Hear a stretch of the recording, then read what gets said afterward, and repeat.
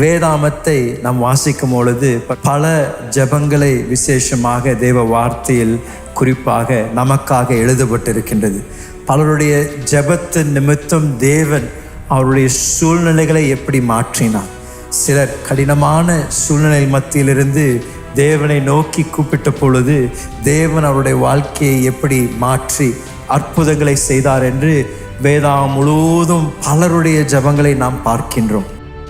யாக்கோபு தேவனை பிடித்து கொண்டு, நீர் என்னை ஆசீர்வதிக்காமல் விட்டால் நான் உம்மை விடமாட்டேன் என்று அந்த போராடி ஜெபித்த நிமித்தம் ஆண்டவர் யாக்கோபோடு சந்தித்து அவனுக்கு இஸ்ரவேல் என்று பெயரை மாற்றி கொடுத்தார்.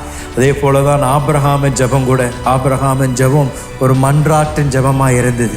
திறப்பின் வாசலில் நின்று சோதோம் குமாரால் இருந்த அந்த நீதி உள்ள மக்களுக்காக மன்றாடி ஜெபித்த ஜெபத்தை நாம் பார்க்கின்றோம்.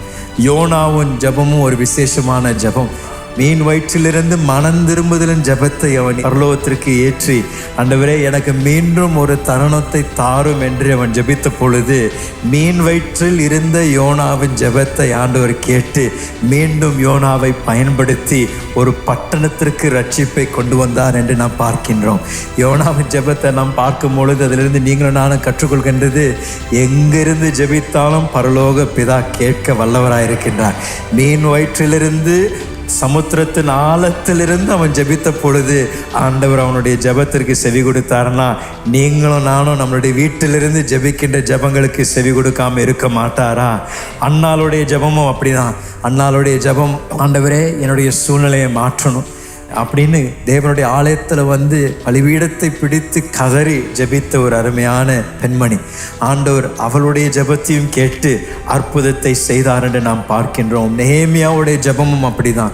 நெகேமியாவுடைய ஜெபம், ஆண்டவரே எனக்கு ஒரு சந்தர்ப்பத்தை தாருங்க ஆண்டவரே, உம்முடைய தயவை எனக்கு தாங்க ஆண்டவரே. ராஜாக்கு முன்பதாக நாம் போகும் பொழுது என்னுடைய இருதயத்தில் நீர் எனக்கு கொடுத்திருக்கின்ற அந்த தரிசனத்தை நான் அவருக்கு பகிர்ந்து கொள்ளும் பொழுது வாசல்களை எனக்கு திறந்து தாங்கன் என்று அந்த சந்தர்ப்பத்தின் ஜெபத்தை நெகேமியா ஜெபித்தார் என்று நாம் பார்க்கின்றோம். இயேசுவே நமக்கு எப்படி ஜெபிக்கணும் என்று கற்றுக் கொடுத்தார். அதன் முன்மாதிரியும் இயேசு நமக்கு பல சுவிசேஷங்களில் அவர் எப்படி அதிகாலையில் எழும்பி போய் ஜெபித்தார் என்று தேவ வார்த்தை நமக்கு போதிக்கின்றது.